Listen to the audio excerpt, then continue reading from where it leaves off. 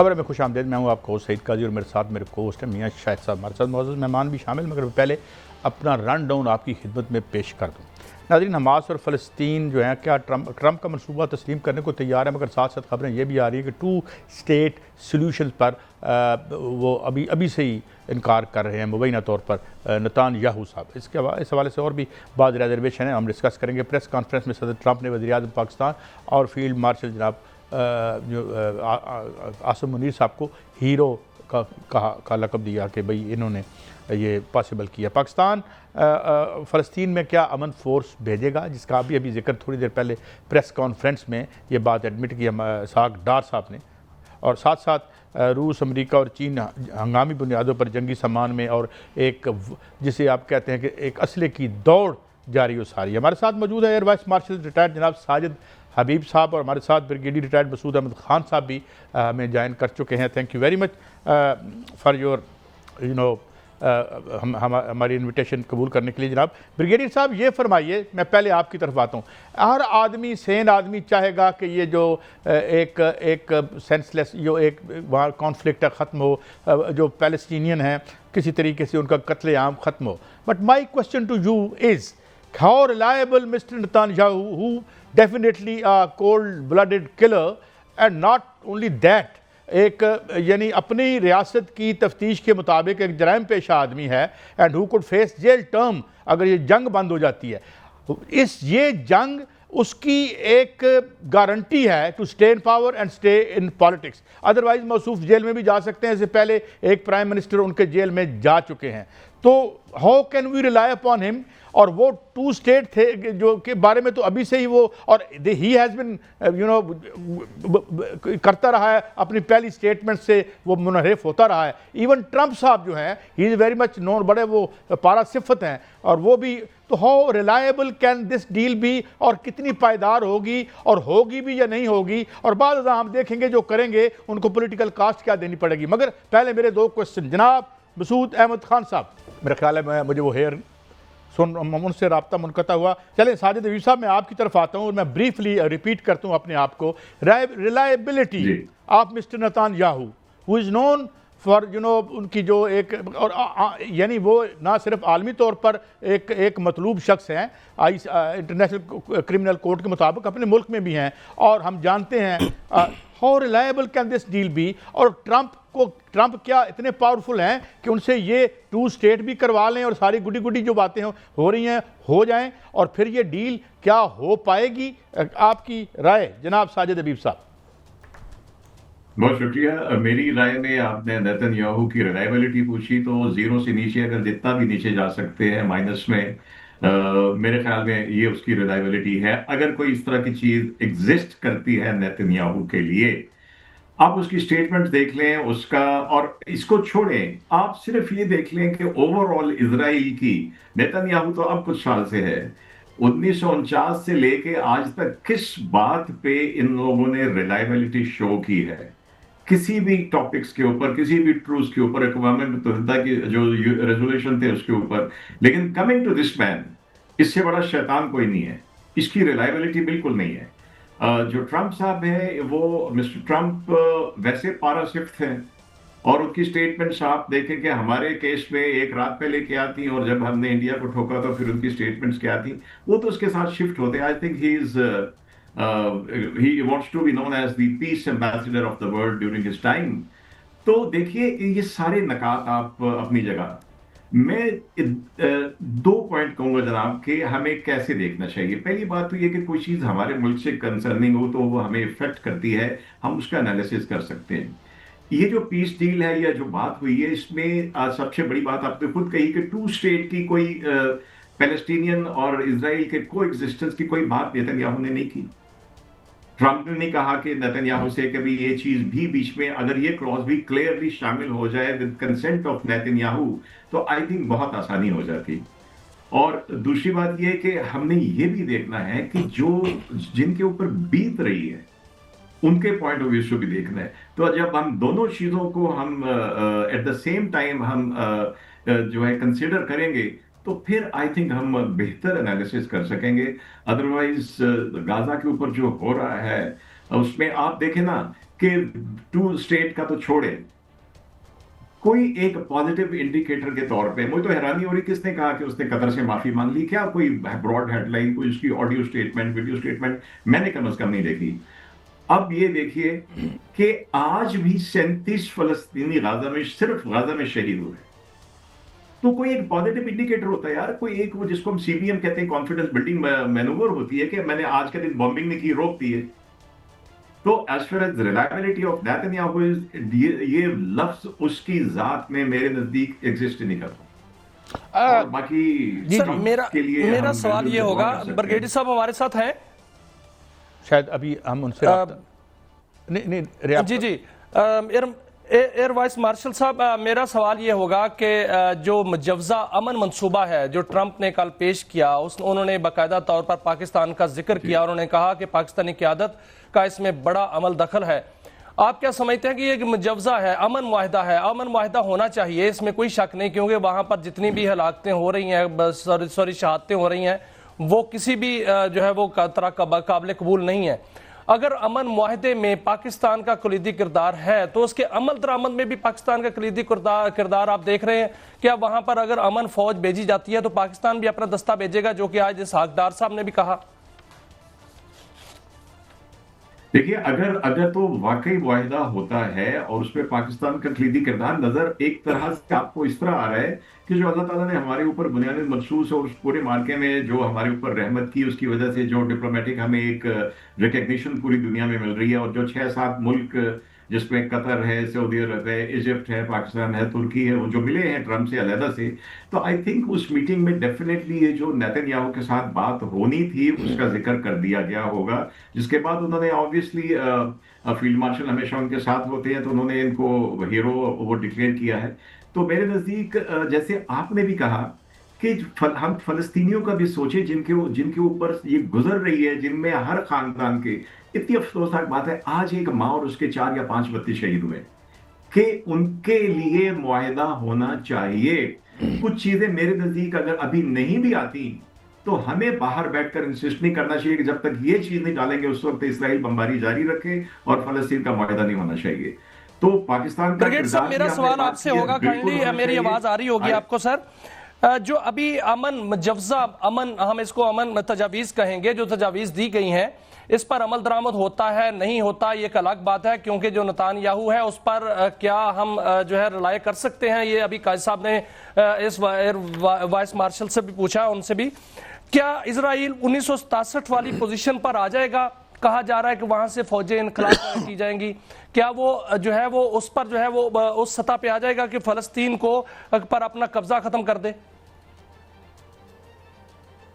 मुझे too early to comment. अभी तक रोड मैप आया है और एक स्टेप टुवर्ड्स सीज फायर है, और मेरे ख्याल में वो तो बात की बात है 2 स्टेट सोल्यूशन वाली, लेकिन अब इमीडिएटली जो था सीज फायर करना था। 68,000 की शहादतें हुई हैं, और जिस तरीके से वहाँ पे एट्रोसिटीज है, जेनोसाइड्स है, किलिंग्स है, और जिस तरीके से डेली के बेसिस पे फेमन है, तो फिर देखें कि इंपॉर्टेंट मुस्लिम कंट्रीज से जो 8 कंट्रीज थे वो ऑन बोर्ड हैं, बाकी यूनाइटेड नेशन है, लेकिन इसमें देखें इम्प्लीमेंटेशन की रिस्पॉन्सिबिलिटी गारंटर तो प्रेसिडेंट ट्रंप है। He will be heading that body जिसको वो हेड करेंगे, सो ही विल इंश्योर, क्योंकि अभी तक दुनिया के सामने ये चीजें आई हैं।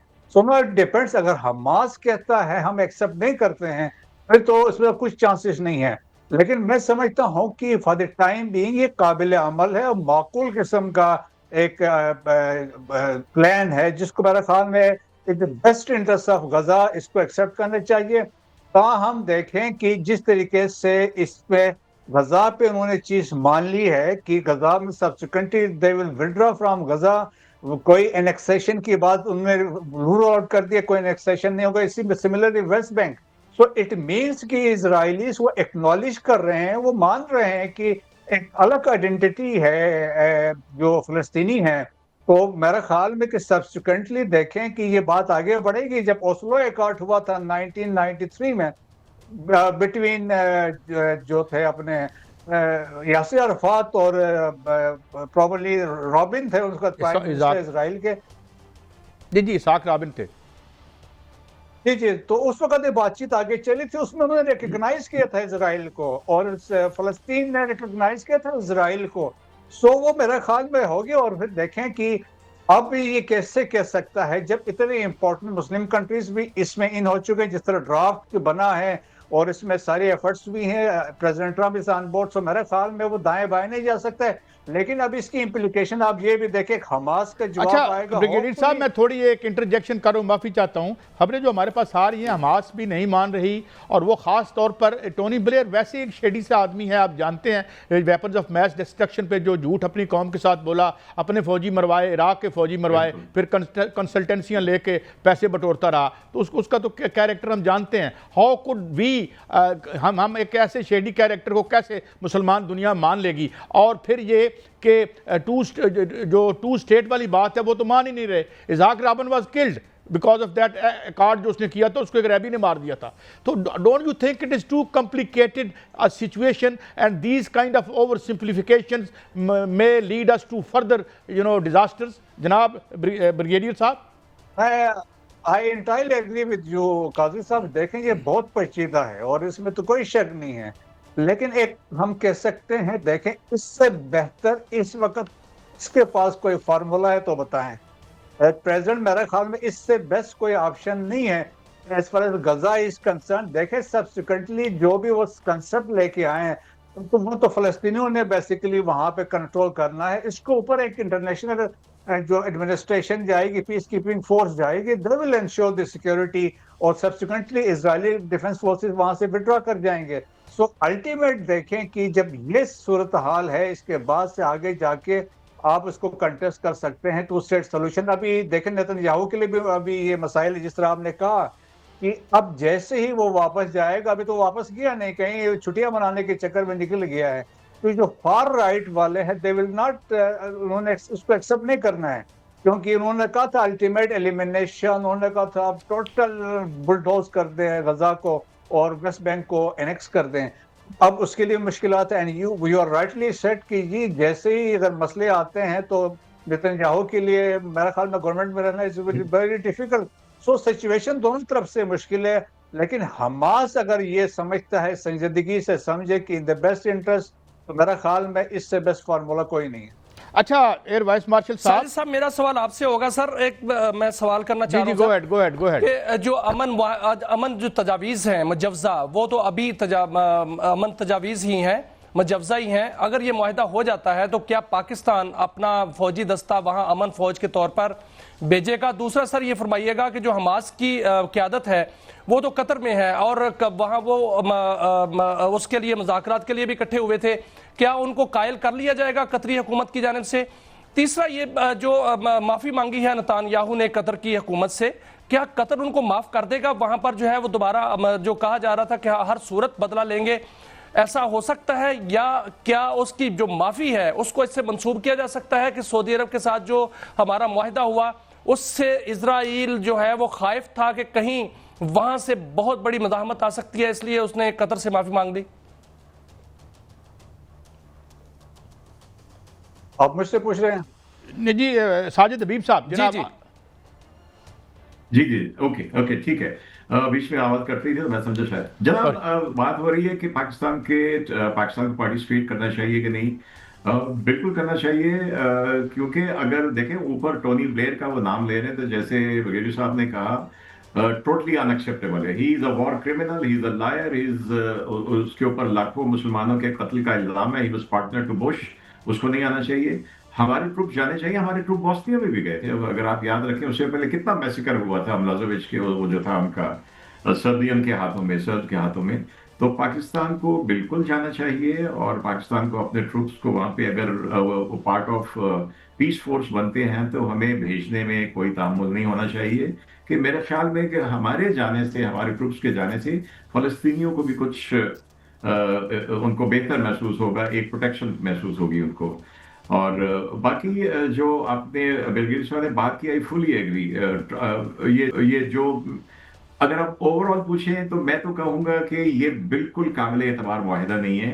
इस पर टू स्टेट की बात नहीं है। इजराइल वापस जाएगा, आज तक कोई एक जगह उसने खाली की हो, एक फुट भी खाली किया हो तो मुझे बता दीजिए कि काबिल एतबार है। Netanyahu is the worst case, ये नहीं होगा। लेकिन ये कि फिर वही बात आती है कि गाजा वाले इतना सफर कर चुके हैं, and I personally would say कि हमास की खातर गाजा के लोगों का कत्ले आम जारी नहीं रहना चाहिए। हमास के एक एक्शन जो स्टार्ट करने से, हम इस पॉइंट ऑफ व्यू से भी देखें कि करने से तकरीबन 1 लाख फलस्तीनी शहीद हो चुके हैं गाजा के अंदर। तो मेरे ख्याल में हमें बिल्कुल गाजा के लोगों को जहन में रख के, और कभी कभी आपको सुलह हदैबिया भी करनी पड़ती है वक्त बेहतर आने के लिए। तो I think I will support, जैसे ब्रिगेडियर साहब ने कहा, कि इससे बेहतर ऑप्शन अगर कोई नहीं, क्योंकि हम डिसीजन मेकर नहीं है, हम डिसीजन टेकर हैं। तो जब हम डिसीजन टेकर हैं तो हमें एक निस्बतन बेहतर अगर डील नजर आ रही है तो हमें उसको सपोर्ट करना चाहिए। ठीक होगी बात। ब्रिगेडियर साहब, मैं आपकी तरफ आता हूँ। वैसे मैं दुरुस्त, बहुत अच्छी बात की एयर वाइस मार्शल साहब ने कि वी आर टेकर, नो, हम अपनी जो भी हमारी क्लाउट है वो हम सब जानते हैं वेस्ट के मुकाबले में। मगर ब्रिगेडियर साहब, बात यह है कि ये यहाँ ज़्यादा तो एक तो उसकी छोटी सी गवर्नमेंट है, 2 बंदे हैं, और वो भी एक्सट्रीम राइट विंग इजरायली जो पार्टी है वो उसको सपोर्ट कर रही है। उसकी गवर्नमेंट किसी वक्त 2 बंदे विदड्रा करे तो गिर भी सकती है। मगर सवाल ये है कि जो ये जंग है ये लाइफ लाइन है नेतान्याहू की। एवरीबॉडी नोज कि इज एक्सट्रीमली अनपॉपुलर। मिलियंस उसके खिलाफ जो है वहाँ तल अवीब में निकल चुके हैं लोग उसके खिलाफ मुकदमे पड़े हुए हैं, उसे शामिल तफ्तीश होना है।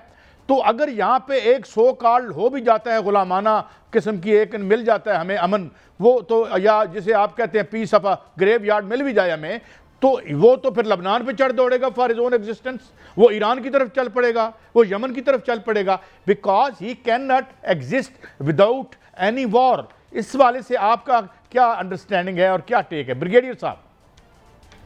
जी हाँ, देखिए मेरे ख्याल में जिस तरह के हालात और वाकयात हैं, अब इतनी बदमाशी अभी भी नहीं चलेगी। अब ने जो कुछ होना था वो हो चुका है, जो बदमाशी उसने करनी थी वो कर चुके हैं, और उन्होंने वहां पे देख भी लिया है। ईरान के साथ करके अपने आप को उसने तो पिटवाया है, और जिस तरीके से ईरान प्रीवेल कर गया है, सो कॉल्ड आयरन डोम का कंसेप्ट भी बुलडोज हो गया है, तो वो ईरान के साथ अब पंगा नहीं ले सकता है। बाकी देखें कि ऑलरेडी हिजबुल्लाह वीक हो चुका है, सीरिया तो ऑलरेडी मुश्किलात में है, और तुरही एक हुतीस हैं जिनका वो समझता है कि एक थ्रेट है, और बाकी सऊदीज का जो एक हमारा ऑलरेडी एक एग्रीमेंट हो चुका है। तो मेरा ख्याल में कि अभी उसकी अपनी जहाँ तक सर्वाइवल की बैटल भी है, लेकिन सिंस अभी इंटरनेशनल कम्युनिटी इसमें इन हुई है, वेस्टर्न कंट्रीज से जिस तरीके से they are recognising state of Palestine, मेरा ख्याल में अब इसके लिए इसके बाद मुश्किल होगा। अभी आप देखें कि हमने जिस तरीके से जिम्मेदारी का मुजाहरा करना, स्पेशली एक्सपेक्टेशन हमास से है, अगर वो इन द बेस्ट इंटरेस्ट ऑफ ये डिसीजन ले लेते हैं कि हम सीज फायर कर लेते हैं, और इट्स अकॉर्डिंगली जो एडमिनिस्ट्रेशन आएगी, जो मुस्लिम्स होंगे, हम उनके सामने जवाबदेह होंगे, ऐसे कोई दरमियान का रास्ता निकल सकता है। फिर आप काउंटर कर सकते हैं इजराइल को, और फिर देखें ना कि इससे इजराइल का तो हमने वो तो शिकस्त तो हो गई है ना, जब वो कह रहा था कि मैं जो इंटायर जो है गजा को एनेक्स करूंगा, फिर उसने कहा मैं पार्शियल करूंगा, फिर उन्होंने कहा ये सारों को मैं साउथ में रफा में ले जाके कंसंट्रेट करूंगा, फिर उन्होंने कहा नहीं, मैं हम इसको एक्सोडस होगा, इनको हम सिनाई भेज देंगे, जॉर्डन भेज देंगे। उससे तो ये देखिए इस एग्रीमेंट में ये अंडरस्टैंडिंग है, there will be no annexation even West Bank. So brigadier साहब ब्रिगेडियर साहब आपने बदमाश रियासत की बात की है। ब्रिगेडियर सर आपने बदमाश रियासत की बात की है, वो तो इजराइल है। एक बदमाश रियासत जो है वो हमारे पड़ोस में है जिसको भारत कहते हैं, जिनको हमने नाको चने चिबवाए। आज अल फतह 4 का जो है वो तजर्बा किया गया है, कामयाब तजर्बा किया गया है। इसके बारे में सर बताइएगा कि 750 किलोमीटर के अंदर अंदर अपना दिफा ये किस तरह करता है, किस तरह करेगा? अगर जारियत होती है तो दुश्मन के कौन कौन से ठिकाने जो है उसको हिट किए जा सकते हैं? देखिए मियां साहब, दिस इज द 4th जो सीरीज है फतह के। फतह 1 वाज द वन जो उसमें 140 किलोमीटर का डिस्टेंस था, फिर फतह 2 400 किलोमीटर था, फतह 3 वाज 450 किलोमीटर, अब ये 750 किलोमीटर है। सो अगेन जो है उस अम्ब्रेला में, आर्मी रॉकेट फोर्स कमांड के अम्ब्रेला में है, तो ये अभी इसमें ये कैपेबिलिटी 750, और इसमें देखिए एडवांस इसमें ये है कि नेविगेशन सिस्टम एडवांस है, टेक्नोलॉजी इसमें लेटेस्ट है, ये रेडार्स वगैरह को ये अवॉइड कर सकता है, तो ये एक स्टेट ऑफ आर्ट जो है इसमें इम्प्रूवमेंट की गई है। और आपने देखा होगा कि बुनियाद मरसूस में हमारे फतेह 2 ने जो तबाही मचाई थी, पाकिस्तान के पास देखें कि वी हैव आर्सेनल ऑफ जो मिसाइल्स हैं, राइट फ्रॉम, हम अगर नसर से ले लें जो 60 किलोमीटर मिनिमम है टैक्टिकल वेपन है, उससे लेके शाहीन तक 2750 किलोमीटर की रेंज के अंदर है। फिर हमारे अबाबील्स भी हैं, तो वी एयर कैन मार्शल साहब आपसे भी मैं रहनुमाई चाहूंगा, जो अल फतह 4 है इसके बारे में ये कहा जाता है कि ये जमीन से फजा में, जमीन से जमीन पर और फजा से जमीन तक मार कर सकता है। इसके हवाले से बताइएगा कि अगर सारी सलाहियतें इसमें मौजूद हैं ये, तो किस तरह ये हिट कर सकता है, दुश्मन के जेट तैयारों को भी हिट कर सकता है? जी, ये बुनियादी तौर पे जब इसका जो फतह 4 है, ये दुश्मन के एयर डिफेंस सिस्टम को डिस्ट्रॉय करने के लिए है। और जब आप दुश्मन के एयर डिफेंस सिस्टम को, जैसे हमने उनके S-400 को डिस्ट्रॉय किया था, तो आपने उनको ब्लाइंड कर दिया था। तो आई थिंक प्राइमरीली इसका काम है दुश्मन के डिफेंस सिस्टम्स को, उसमें उनके ग्राउंड बेस्ड सिस्टम भी आते हैं और उनमें उनके जो दूसरे सिस्टम होते हैं, लेकिन प्राइमरीली ये ग्राउंड बेस्ड डिफेंस सिस्टम जो है, इन माय ओपिनियन, ये उनको डिस्ट्रॉय करने के लिए है। And when you do that, तो जो S-400 के दो उनके जो पनाह गाहें थी, उनके तबाह होने से कंप्लीट सिस्टम जो डैमेज हुआ था कि दे वर ऑलमोस्ट ब्लाइंडेड और उनकी प्रोटेक्शन नहीं रही थी। तो यही काम 750 की रेंज तक जो है हमारा ये मिसाइल करेगा। दैट मीन फिर हमें एक इस तरह से हो जाएगा कि हमें अपने एयरक्राफ्ट को खतरे के रास्ते में नहीं डालना पड़ेगा। लास्ट टाइम तो हमारे लोगों ने, हमारे बच्चों ने किया। तो लेकिन विद दिस फतेह 4 जो है, उनके डिफेंस सिस्टम को इंशाल्लाह हम बड़े डिस्टेंस से और बड़े इफेक्टिवली डिस्ट्रॉय कर सकेंगे। जैसे ब्रिगेडियर साहब ने कहा कि it is not simply, it is connected with all the systems and jammers and satellites and everything that. So इसका नेविगेशन इज वेरी एक्यूरेट और इसकी रेंज और जो लिथैलिटी है वो बहुत ज्यादा है। बहुत शुक्रिया ब्रिगेडियर रिटायर्ड मसूद खान साहब, जनाब air vice marshal retired Sajid Habib साहब। हम इस इंतहाई कम्प्लेक्स दुनिया को और इंतहाई तकलीफ दे दुनिया को समझने की कोशिश कर रहे थे और देख रहे थे क्या इसमें से कोई रास्ते अमन के और दोस्ती के निकल सकते हैं। बहरहाल ये हमारा था पहला सेगमेंट। एक ब्रेक लेते हैं, ब्रेक के बाद वापस आते हैं। बहुत सी खबरें और भी हैं, आलमी तौर पर क्या हो रहा है, जो एक वार मेनिया शुरू हो गया है, ये क्या सिलसिला है, एक ब्रेक के बाद।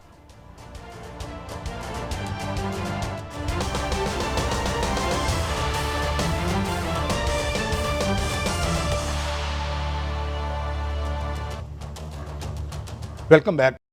मियाँ साहब, नेचुरली पाकिस्तान की जो इकॉनमी की स्टेट है, जो सियासी मामलात हैं, setting them aside for a while, अब एक ओनली न्यूक्लियर पावर और एक बड़ी जंगी ताकत के तौर पर ज़ाहिर है इसकी इम्पोर्टेंस बाकी ममालिक से इस नुक्ते नज़र से तो बहुत ज़्यादा है। ये अलग बात है कि हम कर्ज़ों के बोझ तले दबे हुए इन नलायकों और इन लोगों की वजह से हैं जो हुक्मरान हैं हमारे। लेकिन एक तरफ हमारा ये अगर नेगेटिव तो पॉजिटिव ये है, तो हमें इग्नोर तो नहीं किया जा सकता। इसलिए बड़ी ट्रंप साहब ने हमें वहाँ पे अहमियत भी दी और बड़ा पैम्पर भी किया।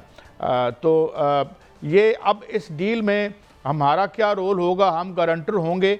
मगर इसमें जो अभी हम बातें कर रहे थे दो अपने इंतहाई मौजूद मेहमानों से, जिन्होंने बहरहाल एक डाइवर्स व्यूज़ तो दिए, मगर साथ साथ इस शक शुबे का इज़हार भी किया कि जो ट्रंप जो नेतन्याहू है उस पर भी एतबार करना हमाकत से कुछ बड़ा ही काम है। मगर हमारा जो रोल था वो बड़ा पॉजिटिव रहा। और अगेन जो हमारा एक जर्नी है इंटरनेशनली, जो हमने एक माइलेज लिया है, तो इस पे आपका क्या टेक है मियाँ साहब? देखें कायद साहब, मसला यह है कि कल जो बड़ा दो डेवलपमेंट हुई हैं। एक तो ट्रंप ने वहां पर ऐलान किया कि मुजव्जा जो अमन मुआहिदा है वो ये है। दूसरा जो बड़ी डेवलपमेंट हुई वो ये डेवलपमेंट आई सामने कि नेतन्याहू जो है उन्होंने कतर के से माफ़ी मांगी कि जो उन्होंने हमले किए थे उस पर उन्होंने बाकायदा तौर पर माफ़ी मांगी। ये कायद साहब ये कल का डेवलपमेंट नहीं है, इसकी बुनियाद है। इसकी बुनियाद जो है वो पाकिस्तान और सऊदी अरेबिया के दरमियान जो एक मुआहिदा हुआ था वो है असल में। और UNGA में जो पाकिस्तान ने किरदार अदा किया, वहां पर जो मुस्लिम सरबराहान की ट्रंप से मुलाकात हुई तो वहां पर पाकिस्तान जो था वो मरकज़े निगाह था और पाकिस्तान ने ही मौक़िफ़ पेश किया कि अमन कायम होना चाहिए। आपने वज़ीर आज़म की तकरीर भी सुनी, उसमें भी ये मौक़िफ़ था कि गज़ा में अमन कायम होना चाहिए, लेकिन ये एक तरफा अमन नहीं होगा। ये पाकिस्तान का वाज़े मौक़िफ़ है कायद साहब। इसमें जो पाकिस्तान का मौक़िफ़ है उसमें कोई तब्दीली नहीं आई। इसमें जो है वो बाकायदा तौर पर ये मुजव्जा अमन जो तजावीज़ हैं इस पर अगर अमल दरामद होता है तो इसका ये मतलब नहीं है कि कोई इसराइल को तस्लीम करने जा रहा है या फ़लस्तीन को जो है वो रियासत तस्लीम नहीं करने जा रहा। ऐसी बात नहीं है। पाकिस्तान का मौक़िफ़ आज भी वो है जो पहले था। पाकिस्तान का मौक़िफ़ ये है कि जो इस फ़लस्तीन है वो बाकायदा आज़ाद रियासत जो है वो उसको तस्लीम किया जाए। पाकिस्तान का मौक़िफ़ ये है कि जो यरूशलेम है वो फ़लस्तीन का दारुल खिलाफा हो। पाकिस्तान का मौक़िफ़ ये है कि जो मस्जिद अक्सा है उस पर कब्जा जो है वो इसराइली का कब्जा छुड़ाया जाए। बहुत अच्छी बात की एयर वाइस मार्शल ने कि जो हमारे साथ पहले मौजूद थे कि कभी कभी सुलह हदैबिया भी करनी पड़ती है। ये सुलह हदैबिया थी जो हमने की, जो अब पहले नजर आ रहा था पहले अभी तो हुई नहीं मियां साहब, लेकिन प्रॉब्लम नहीं है इसमें। इसका आखिर में जो सलूशन निकलेगा वो मुसलमानों के हक में ही होगा। मेरा एक और सवाल है पाकिस्तान के खास तौर पे हक में होगा। और जो इज्जत मिली है पाकिस्तान को वो बहुत बड़ी इज्जत मिली है कि पाकिस्तान के फील्ड मार्शल, पाकिस्तान के वजीर आज़म जो है वो बाकायदा आलम इस्लाम के हीरो करार पाए हैं। मैं इसी हवाले से कहता हूँ हम जो भी हमने बड़ा गेन किया है और हम चाहते हैं कि इज़्ज़त में इजाफा हो। मगर मियाँ साहब, अगर हम किसी डील में जाते हैं और उस डील में हमें यह भी अंदाज़ा है कि साइन करके भी भाग सकते हैं नेतान्याहू साहब। हालत यहाँ पे पॉलिटिकली ये है, ये इतना सेंसिटिव मामला है। Let me be devil's advocate कि 2 दिन की बात है, वो इंतहाई मोहतरमा शमा जुनेजो साहिबा, मैं personally I have nothing against her, लेकिन उसका जो सियासी मलबा था वो नहीं हम उठा सके। डार साहब ने कहा मैंने नहीं पता, उन्होंने कहा जी मैंने नहीं पता, पीएम साहब ने उसकी इंक्वायरी शुरू करा दी। और अगर एक सच ह्यूज डील जो है अगर वो उस तरह नहीं होती जिस तरह पेपर पे लिखी हुई है या जो हमारा एक असूली मौक़िफ़ है, तो हजूर ये तो एक सियासी मलबा को हमारा जितना होगा। तो ये हमें सारी सेंसिटिविटीज़ देख के नहीं आगे बढ़ना चाहिए। पहले ही जो पॉलिटिकल हमारी माशाल्लाह रेप्यूटेशन है उसका आपको अंदाज़ा है ही मियाँ साहब। देखें कायद साहब, ये सारी सेंसिटिविटी देखकर ही पाकिस्तान आगे बढ़ रहा है, बड़ा फूंक फूंक के कदम रख रहा है। इस वक्त पाकिस्तान का मुकाम ये है कि पाकिस्तान जो है वो आलम इस्लाम का लीडर बन चुका है और फील्ड मार्शल और वजीर आज़म जो हैं वो वाकईतन हीरो बन चुके हैं। आप अंदाज़ा करें कि बाकायदा तौर पर नेतान्याहू के साथ खड़े होकर पाकिस्तान की बाकायदा तारीफ करना, और पाकिस्तान का मौक़िफ़ यह है कि हमारा मौक़िफ़ नहीं बदला, हमारा मौक़िफ़ वही है जो पहले दिन से है। तो इसमें जो है वो पाकिस्तान बिल्कुल इसमें जो है वो बैकफुट पे नहीं है और ना कोई ऐसी जो है वो कंप्रोमाइज़ करेगा जो कि रूह के खिलाफ हो आलम इस्लाम की और फ़लस्तीनियों के खिलाफ जाए। ऐसी कोई बात नहीं है। असल में मामला यह है कायद साहब कि जो एक इत्तेहाद बन चुका है पाकिस्तान और सऊदी अरेबिया का, और दूसरे ममालिक जो हैं सऊदी अरब ममालिक वो इसमें आ रहे हैं, इससे खाइफ है जो इसराइल है और वो खौफ जो है वो उसको खाया जा रहा है। इसीलिए वो माफिया मांग रहा है। कतर से माफी क्यों मांगी उन्होंने? इसलिए माफी मांगी कि जो इत्तेहाद वहां बन चुका है, अभी कह रहे थे मालिक भी शामिल हो गए, तो फिर ये क्या बनेगा? जहां तक सर बात है नेतान्याहू जो है वो बिल्कुल काबिल कबूल नहीं है, बिल्कुल काबिल इतबार नहीं है, उस पर इतबार नहीं करना चाहिए। एयर वाइस मार्शल साहब अभी साजिद हबीब साहब अभी कह रहे थे कि मेरी नज़र से भी कहीं कोई मैंने क्लिप नहीं देखा जिसमें नेतान्याहू ने जो है वो कहा जी मुझे मैं माफ़ी चाहता हूँ या मुझे सॉरी। ये अगर तो किसी राइटर, ये सारी वैसे एजेंसियाँ NGOs की हैं और जो छः बड़े मीडिया ग्रुप हैं वो कंट्रोल पूरी दुनिया का मीडिया कंट्रोल करते हैं। वो तकरीबन 6 ग्रुप बनते हैं। ये सारी न्यूज़ एजेंसी डालें, सब TV डालें, मैं बड़े आलमी सतह पर बात कर रहा हूँ पाकिस्तान मकामी, तो वहाँ से कहीं भी कोई क्लिप नज़र नहीं आया कि उन्होंने या ये भी सामने नहीं बात है अगर मेरी काम इल्मी है तो क्या उन्होंने कोई ऑफिशियली डिप्लोमेटिकली कोई तहरीरी तौर पर या किसी और तरह कम्युनिकेट किया है? अभी तक ये बात सामने नहीं आई, बस एक खबर चली है। अगर कोई वाकई, लेकिन कायद साहब इसकी तरदीद भी नहीं आई सर, इसकी तरदीद भी नहीं आई। नेतान्याहू की जानिब से कोई तरदीद नहीं आई। आपने देखा कि उसने फलस्तीन को रियासत ना मानने के हवाले से उसने बयान दे दिया, लेकिन इस हवाले से कोई बयान नहीं दिया क्योंकि ये यही बात को आगे बढ़ाते हैं जो है वो माफी मांगी मियां साहब। अकॉर्डिंग टू यू ये मुझे बताएं, अकॉर्डिंग टू यू अगर वो 2 स्टेट नहीं मानता सॉल्यूशन, तो इसका मतलब है फिर आपकी इतलात के मुताबिक आप इस्लामाबाद में हैं, पाकिस्तान इस डील से आउट है अगर वो टू स्टेट्स का सोल्यूशन नहीं मानता। देखें काजी साहब, ये जो मुजव्जा अमन तजावीज़ हैं ये ट्रंप की हैं, और आज इसहाक डार साहब ने अभी प्रेस कॉन्फ्रेंस किया, उन्होंने कहा है कि अगर इसमें पाकिस्तान की जो तजावीज़ पाकिस्तान की जानिब से दी गई थी वो अगर ना शामिल हुई तो हम इसमें कहेंगे कि वो शामिल की जाएं। और उन्होंने ये भी कहा है कि ये फाइनल नहीं है, अगर वो नहीं मानता तो पाकिस्तान का मौक़िफ़ तो अपनी जगह मौजूद है। नहीं, वो मौक़िफ़ लेके हम घर बैठे रहेंगे नहीं मियां साहब। और क्या इसहाक डार साहब ने ये कहा है इसके अलावा कोई अमन मुआहिदा नहीं पाकिस्तान को काबिल कबूल नहीं होगा। मैं माफी चाहता हूं, मैं अपनी जहालत के बायस सुन नहीं सका। रोकने के लिए फौरी तौर पर हमले रोकने के लिए काजी साहब वहां पर अमन आता है तो फिर इस तरफ जाना चाहिए, इस तरफ पाकिस्तान का यही मौक़िफ़ है। इससे तो इनकार नहीं है। सवाल मेरा ये है, मैं सुन नहीं पाया उनके फरमुदात जनाब किबला इसहाक डार साहब के। उन्होंने ये कहा है कि अगर ये शामिल नहीं होती हमारी तजावीज़ तो we will be out of the deal. नहीं, उन्होंने ये नहीं कहा, उन्होंने कहा कि हम शामिल करवाने के लिए उनको कहेंगे कि हम उनको कहेंगे कि शामिल करें। स्टेटमेंट है कि उन्होंने कहा है कि टोनी ब्लेयर जो हैं ये क्या गजा मंसूबे का हिस्सा बनने की बजाय मुकदमों का सामना करें। एक ऑस्ट्रेलियाई सेनेटर ने कहा है बिकॉज उनके हाथ रंगे हुए हैं उस खून से जो कि बरतानवी फौजियों का था जो वहां मारे गए और उन शहीदों का था जो इराक में मारे गए। अब ये वेस्ट से ये आवाज़ें उठ रही हैं। If these kind of solutions we have for them, तो ये तो फिर ऐसे ही है ना जैसे हम, मैं माफ़ी चाहता हूँ क्या मिसाल दूँ किसी का दिल ना टूट जाए कि हम वो मतलब है कि वो ये ऑस्ट्रेलिया का सेनेटर कह रहा है। तो एक इस पे ब्रेक लेते हैं। So I don't think it's going to be a very smooth sailing and I have personally as a student, a very small time student of history, I believe it will not be easy for those who want to strike this deal and with very unreliable partner on the other side of the fence, and it might have a huge political cost. Let's see who would bear that. इजाज़त एक break के लिए, और break के बाद वापस आएंगे तो आपसे बड़ी दिलचस्प खबर शेयर करेंगे। दुनिया का डिफेंस बजट कितना है, दुनिया में इस बजट से और क्या हो सकता है, और ये इसमें कितना इजाफा हो रहा है, और अगर ये डिफेंस बजट हम लोगों को कत्ल करने में इस्तेमाल ना करें तो कितने लोगों को बचा भी सकते हैं। एक ब्रेक के बाद।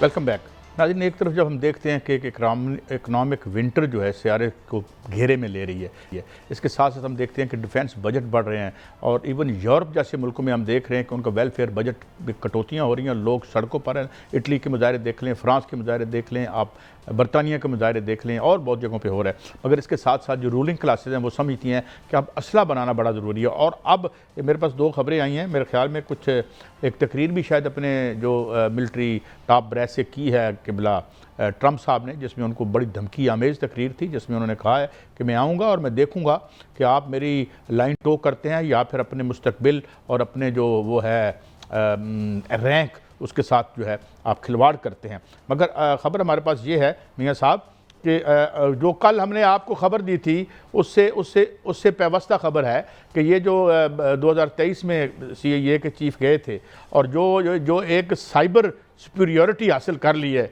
एक साइबर फोर्स के तौर पे चाइना ने, तो अब ये अपना बजट इनका तकरीबन 900 अरब डॉलर कहते हैं, लेकिन कहा जाता है कि इनके हिडन बजट ज़्यादा है। दुनिया में सबसे बड़ा बजट इन्हीं का है। और ज़रा ये भी देखिए मियाँ साहब, पूरी दुनिया का जो बजट है मिलिट्री का वो 2.7 ट्रिलियन डॉलर है, और इसमें से जो है 1000 अरब का यानी 1 ट्रिलियन का वो सिर्फ अमेरिका बहादुर का है। तो ये क्या कोई जंग भी अब हो नहीं सकती, रवायती जंग ही हो सकती है। एटम बमों से तो जंग के बाद हमें मुश्तरी पे या मरीख पे जाना पड़ेगा, हम जा सके तो। मियाँ साहब ये दुनिया किस तरफ जा रही है, इसे ज़रा रोकने की कोशिश करें या हमें समझाएं ये क्या हो रहा है। काजी साहब देखें, जो आपने बात की पहले ट्रंप की तकरीर की, तो ट्रंप साहब जो हैं उन्होंने अभी जो तकरीर की है बड़ी सख्त तकरीर की है। जब से वो इक़्तिदार में आए हैं तब से ही उन्होंने मिलिट्री ऑफिशियल जो हैं उनको धमकियां दी हैं और बहुत से फारग भी किए हैं। और अभी जो 800 से ज़ायद जर्नल जो हैं उन्होंने वहां पर उनको बुलाया हुआ था और अभी उन्होंने कहा है कि जो यहां से जाना चाहता है वो निकल जाए और अपना रैंक भी साथ ले जाए, मुस्तकबिल भी साथ ले जाए। और उन्होंने कहा कि मैं सबसे मिलूंगा और जो है वो बहुत सख्त जो है वो सवालात होंगे।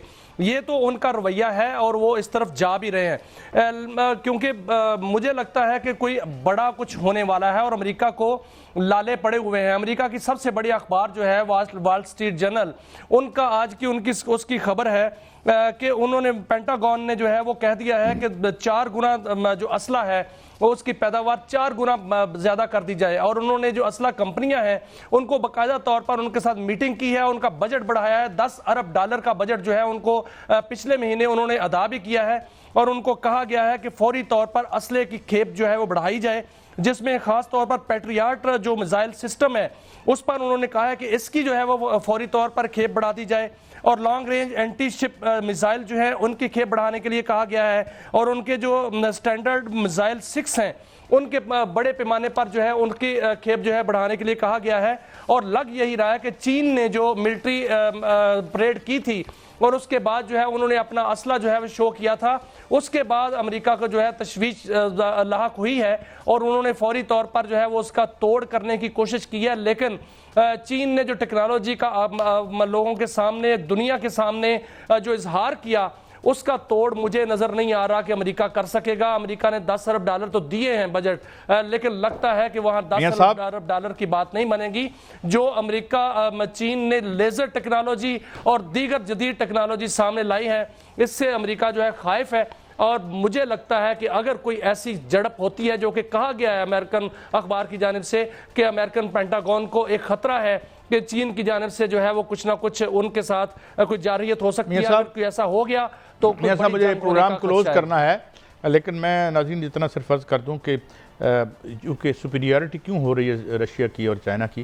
चाइना में तो दोनों सेक्टर्स काम करते हैं, मगर प्यूटन के अंडर एक का कंसोर्शियम है जो ये सारा असला बनाता है। वो उधर 5 बड़े हैं, लॉकहीड मार्टिन है, बोइंग है और 2-3 और हैं, वो माल बना रहे हैं। और बात यह है कि आज एक आर्टिकल मैं देख रहा था कि अमेरिका का सबसे बड़ा दुश्मन अमन है। अगर अमन हो जाए तो इतनी वार इंडस्ट्री, इतना माल ना बने और लोगों की जाने भी ना जाए। बहरहाल ये था हमारा आज का शो, कल फिर मिलेंगे। अल्लाह हाफ़िज़।